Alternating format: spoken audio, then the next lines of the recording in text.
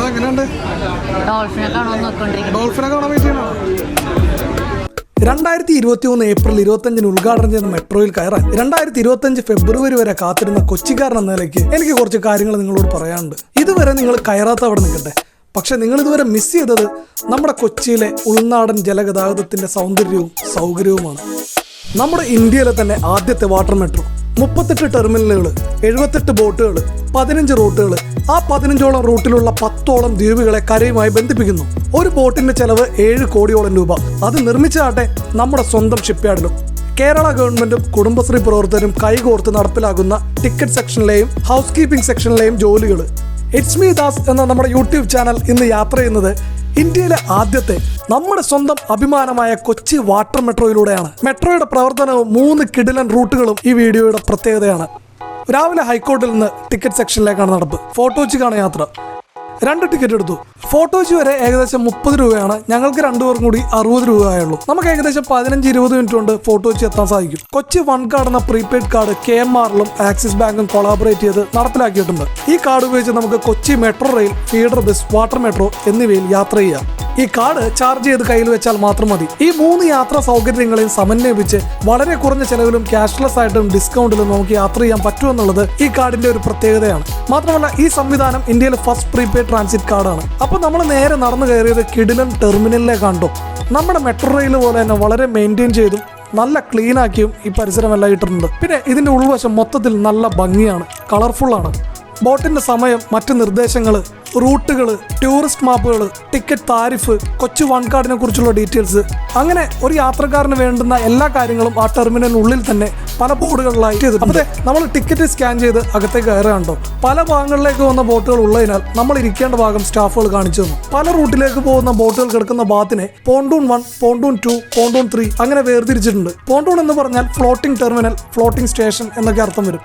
മരമോ പ്ലൈവുഡോ കൊണ്ടുണ്ടാക്കിയ മനോഹരമായ ഇരിപ്പിടങ്ങളാണ് ഇവിടെ തയ്യാറാക്കിയിട്ടുള്ളത്. ബോട്ട് പോകാൻ തയ്യാറാകുമ്പോൾ ഫസ്റ്റ് വരുന്നവരെ കയറ്റി വിട്ടുകൊണ്ടിരിക്കും. ബോട്ടിലെ കപ്പാസിറ്റി 100 ആണ്. 96 യാത്രക്കാരും 4 ക്രൂ മെമ്പേഴ്സും. 100 യാത്രക്കാർ കയറുമ്പോൾ ബാക്കി വരുന്നവർ കാത്തിരിക്കണം. യാത്രക്കാരുടെ എണ്ണം അറിയാനുള്ള സംവിധാനമായ PCS അഥവാ പാസഞ്ചർ കൗണ്ടിംഗ് സിസ്റ്റമാണ് വാട്ടർ മെട്രോയിൽ ഉപയോഗിച്ചിരിക്കുന്നത്. ഒട്ടുമിക്ക അപകടങ്ങളും സംഭവിക്കുന്നത് പരിധിയിൽ കൂടുതൽ പാസഞ്ചേഴ്സിനെ കുത്തിയിറക്കുന്നതുകൊണ്ടാണല്ലോ. കൃത്യമായി 100 പേരായാൽ പിന്നെ ബോട്ടിൽ പ്രവേശിക്കാൻ അവർ സമ്മതിക്കില്ല. അത് വളരെ മികച്ച കാര്യമായി എനിക്ക് തോന്നി. അപ്പോൾ നമ്മുടെ ടൈം ആയിട്ടുണ്ട്. ഞങ്ങൾ ബോട്ടിലേക്ക് നടക്കുകയാണ്. അത്യാവശ്യം നല്ല തിരക്കുണ്ട്. ക്യൂ ആയി പതിയെ നടന്ന് ഞങ്ങൾ ഫ്ലോട്ടിംഗ് ടെർമിനലിലേക്ക് എത്തിയിട്ടുണ്ട്. നമ്മൾ ചെല്ലുമ്പോൾ അവർ ചാർജിങ് സ്ലോട്ട് ഊരുകയാണ്. വളരെ സേഫ്റ്റിയായ നല്ല ഫാസ്റ്റ് ചാർജിംഗ് ഉള്ള ലോങ് സൈക്കിൾ ലൈഫുള്ള ബാറ്ററിയാണ് ഇതിൽ ഉപയോഗിച്ചിരിക്കുന്നത്. ഈ പബ്ലിക് ട്രാൻസ്പോർട്ടിനൊക്കെ പറ്റിയ ബാറ്ററി തന്നെയാണിത്. മാത്രമല്ല നല്ല എക്കോ ഫ്രണ്ട്ലിയുമാണ്. പിന്നെ അടിയന്തര ഘട്ടങ്ങളിലോ വേഗത കൈവരിക്കാനോ ഒക്കെ ഒരു ഡീസൽ ജനറേറ്റർ കൂടി ബോട്ടിലുണ്ട്. 15 മിനിറ്റിനുള്ളിൽ ബാറ്ററിക്ക് 80-85% ചാർജ് കൈവരിക്കാനും സാധിക്കും. അപ്പോൾ നമ്മൾ ബോട്ടിലേക്ക് കയറാണ്ടോ. ബോട്ടിൽ നിന്ന് പുറത്തേക്ക് തുറക്കാൻ സാധിക്കുന്ന വലിയ മൂവിംഗ് പ്ലാറ്റ്ഫോം അവർ ടെർമിനലിലേക്ക് വെച്ച് തന്നു. പ്രത്യേകിച്ച് വീൽ ചെയറിലൊക്കെ വരുന്നവർക്ക് എളുപ്പത്തിൽ കയറാൻ സാധിക്കും. അങ്ങനെ ഓട്ടോമാറ്റിക് ഡോറ് തുറന്ന് ഞങ്ങൾ അകത്തേക്ക് കയറുകയാണ്. വളരെ മനോഹരമായ ഇന്റീരിയർ ഡിസൈൻ, ഭംഗിയുള്ള കളറ്, നല്ല സീറ്റുകളും അത്യാവശ്യം സ്പേസും ഉണ്ട്. അങ്ങനെ നമ്മുടെ ബോട്ട് മനോഹരമായ ഹൈക്കോർട്ട് ഫോർട്ട് കൊച്ചി റൂട്ടിലേക്കുള്ള യാത്ര തുടങ്ങുകയാണ്. നല്ല തിരക്കായതുകൊണ്ട് തന്നെ ഞങ്ങൾക്ക് പക്ഷേ സീറ്റ് കിട്ടിയില്ല. ഇതിൽ ഹാഫ് സീറ്റിംഗ്, ഹാഫ് സ്റ്റാൻഡിംഗ് അങ്ങനെയാണ് സെറ്റ് ചെയ്തിരിക്കുന്നത്. നിന്ന് യാത്ര ചെയ്യുന്നവർക്ക് ഹോൾഡ് ചെയ്യാനുള്ള ഹാൻഡിൽ ബാറുകളും ഉണ്ട്. സേഫ്റ്റിയുടെ കാര്യത്തിൽ ഇന്ത്യയിലെ മറ്റേത് പബ്ലിക് സംവിധാനത്തെക്കാൾ മികച്ച സൗകര്യങ്ങൾ വാട്ടർ മെട്രോയിൽ സെറ്റ് ചെയ്തിട്ടുണ്ട്. ഒരു സ്ക്രീനിൽ സദാസമയം പ്രവർത്തിച്ചുകൊണ്ടിരിക്കുന്ന ലൈഫ് ജാക്കറ്റ് ട്യൂട്ടോറിയൽ, ആ വീഡിയോ നോക്കി നമുക്കത് പഠിക്കാം. പിന്നെ ലൈഫ് ജാക്കറ്റ് ഇരിക്കുന്നത് സീറ്റിനടിയിലും കൂടാതെ ബോട്ടിൽ തന്നെയുള്ള ബോക്സുകളിലുമാണ്. ഏത് എമർജൻസി സിറ്റുവേഷനും ഹാൻഡിൽ ചെയ്യാൻ പ്രാപ്തരായ ക്രൂ മെമ്പേഴ്സാണ് ബോട്ടിലുള്ളത്. മാത്രമല്ല ബോട്ടിന് എന്തെങ്കിലും അപകടം സംഭവിച്ചാൽ ഗരുഡ എന്ന് വിളിക്കുന്ന റെസ്പോൺസ് ബോട്ടും ഉടൻ സംഭവ സ്ഥലത്തെത്തും. 2 എമർജൻസി വാതിലുകൾ ബോട്ടിലെ മുൻവശത്ത് ഇരുവശത്തും സ്ഥാപിച്ചിട്ടുണ്ട്. നമ്മുടെ പോൾഗാട്ടിക്ക് അരികിലൂടെയാണ് ഇപ്പോൾ ബോട്ടിന്റെ യാത്ര. ഏകദേശം 8 to 10 നോട്ടിക്കൽ മൈലാണ് ബോട്ടിന്റെ സ്പീഡ്. അതായത് 15-19 കിലോമീറ്റർ വേഗം കൈവരിക്കാൻ ബോട്ടിന് സാധിക്കും. സാധാരണ എറണാകുളത്തുകൂടെയുള്ള ബോട്ട് യാത്രയിൽ കാണാറുള്ള ഡോൾഫിനെ കാണാൻ പറ്റുമെന്നുള്ളതാണ് ഞങ്ങളിപ്പോൾ നോക്കുന്നത്. വല്ലാർപാടം കണ്ടെയ്നർ ടെർമിനലിൽ വലിയ കപ്പലുകളും മറ്റും കിടക്കുന്ന കാഴ്ച. വലിയ മീൻപിടുത്ത ബോട്ടുകൾ, വള്ളങ്ങൾ, ടൂറിസ്റ്റ് ബോട്ടുകൾ എല്ലാം അങ്ങിങ്ങായി ഒഴുകി നടക്കുകയാണ്. പിന്നെ ഈ റൂട്ടിലൂടെയുള്ള യാത്ര മികച്ച ദൃശ്യാനുഭവം തരും എന്ന കാര്യത്തിൽ ആർക്കും സംശയമില്ലല്ലോ. അങ്ങനെ മനോഹരമായ കാഴ്ചകളെല്ലാം കണ്ട് ഞങ്ങളിതേ ഫോർട്ട് കൊച്ചി എത്തി. എനിക്ക് തോന്നുന്നു ഒരുപക്ഷെ ന്യൂ ഇയറിനും ക്രിസ്മസിനും ഒക്കെ ഇവിടെ കാലുകുത്താൻ പറ്റാത്ത അത്ര തിരക്കായിരിക്കും. ഇപ്പോൾ തന്നെ നല്ല തിരക്കുണ്ട്. വാട്ടർ മെട്രോ ബോട്ടിൻ്റെ മനോഹരമായ മിനിയേച്ചർ രൂപം ഒരു ചില്ലുകൂട്ടിൽ ഉണ്ടാക്കി വെച്ചിരിക്കുന്നു. ഞങ്ങളിപ്പോൾ നടക്കുന്നത് ജങ്കാർ ജെട്ടിയിലേക്കാണ്. മെട്രോയ്ക്ക് തൊട്ടടുത്ത് തന്നെയാണ് ജങ്കാർ ജെട്ടി ഉള്ളത്. നമുക്ക് ഇവിടുന്ന് വൈപ്പിൻ ടെർമിനലിലേക്ക് ജങ്കാർ പിടിച്ച് പോയിട്ട് വൈപ്പിൻ ടെർമിനലിൽ എത്തിയ ശേഷം അവിടെ നിന്ന് മെട്രോ പിടിച്ച് ഹൈക്കോർട്ടിലേക്ക് പോകാനാണ് പ്ലാൻ. അങ്ങനെ ഞങ്ങൾ ജങ്കാർ ജെട്ടിയിൽ നിന്ന് ടിക്കറ്റ് എടുത്ത് ജങ്കാറിലേക്ക് കയറിയിട്ടുണ്ട്. ദൂരെ നിന്നൊരു മെട്രോ ബോട്ട് ഹൈക്കോർട്ടിലേക്കുള്ള യാത്രയിലാണ്. ഇങ്ങനെ ജങ്കാറിന് വൈപ്പിലേക്ക് പോകാൻ ഒരു കാരണമുണ്ട്. ഫോട്ടോ വെച്ച് വൈപ്പിൻ റൂട്ടൊക്കെ പരിചയമില്ലാത്തവരാണെങ്കിൽ അഥവാ കാറിനോ ബൈക്കിനോ ഒക്കെ ആണെങ്കിൽ ജങ്കാറിൽ കയറി വൈപ്പിനിൽ എത്തിയ ശേഷം അവിടെ നിന്ന് Puthuvype beach, Falcon beach, Cherai എന്നിവിടങ്ങളിലേക്കൊക്കെ പോകാനും പറ്റും. പിന്നെ വൈപ്പിൻ ടെർമിനലിൽ നിന്നുള്ള കാഴ്ചകളും ഫോട്ടോ വെച്ച് ഹൈക്കോർട്ട് കാഴ്ചയും സെയിം തന്നെയാണ്. കാരണം ഹൈക്കോർട്ട്, വൈപ്പിൻ, ഫോട്ടോ വെച്ച് ഈ 3 ടെർമിനലിലും ഒരു ട്രയാങ്കിൾ ഷേപ്പിലാണ് കിടക്കുന്നത്. പക്ഷേ ജങ്കാർ സർവീസ് ഉള്ളത് ഫോട്ടോ വെച്ചിയുടെയും വൈപ്പിൻ്റെയും ഇടയിലാണെന്ന് മാത്രം. നമ്മളങ്ങനെ വൈപ്പിൻ ടെർമിനലിൽ എത്തിയിട്ടുണ്ട്.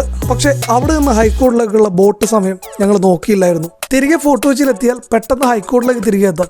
അതുകൊണ്ട് തന്നെ തീർച്ചയായും മുൻകൂട്ടി ബോട്ട് സമയങ്ങൾ അറിഞ്ഞിട്ട് വേണം യാത്ര ചെയ്യാൻ. അങ്ങനെ നമ്മൾ ജങ്കാറിൽ വീണ്ടും ടിക്കറ്റ് എടുത്ത് ഫോട്ടോ വെച്ചിലേക്ക് തിരികെ എത്തി. ഇനി ഹൈക്കോർട്ടിൽ ചെന്നിട്ട് കാക്കനാടേക്ക് പോകണം.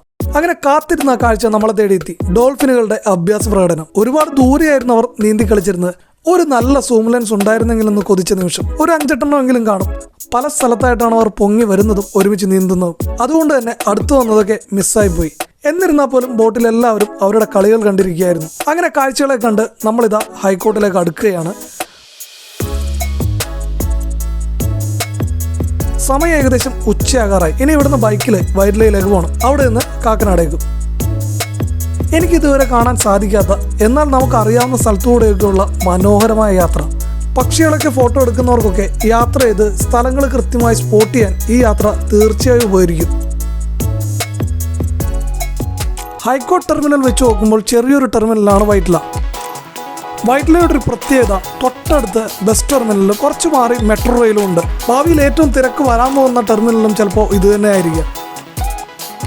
ഹൈക്കോർട്ട് വൈപ്പിൻ റൂട്ട് വേമ്പനാട്ട് കായലിൽ കൂടെയാണെങ്കിൽ കാക്കനാട് വൈറ്റ്ല റൂട്ട് പുഴയിലൂടെയാണ്. ഈ റൂട്ടിന്റെ പ്രത്യേകത എന്നാൽ കരയിലെ കാഴ്ചകൾ തൊട്ടടുത്ത് കാണാമെന്നുള്ളതാണ്. മാത്രമല്ല എറണാകുളം ടൗണിനുള്ളിലൂടെയാണ് ഇത് പോകുന്നത്. ഉൾനാടൻ ജലഗതാഗതത്തിന്റെ മനോഹരമായ കാഴ്ചകളാണ് ഇന്ന് നമ്മൾ കാണാൻ പോകുന്നത്. മനുഷ്യരെക്കാൾ കൂടുതൽ പക്ഷികളെ കണ്ട ടെർമിനൽ. വലിയ കൊക്കുകൾ, ഞാറകൾ, മീൻ വല ഇടാൻ വരുന്ന മനുഷ്യർ, വ്യവസായശാലകൾ, വീടുകൾ. കാണുന്നതിലെ മനോഹാരിതക്കപ്പുറം വലിയ 2 ടൗണുകളെ ബന്ധിപ്പിക്കുന്ന പ്രധാന റൂട്ടായി ഈ റൂട്ട് മാറിയേക്കാം. 30 രൂപയാണ് ഒരു സൈഡിലേക്കുള്ള ചാർജ്. 25 മിനിറ്റ് കൊണ്ട് നമുക്ക് എത്താൻ സാധിക്കും. അപ്പോൾ നമ്മൾ കാക്കനാട് എത്തിയിട്ടുണ്ട്. കാക്കനാട് ടെർമിനലിൽ നിന്ന് ഫീഡർ ബസിന്റെ സൗകര്യം ഉണ്ട് കേട്ടോ.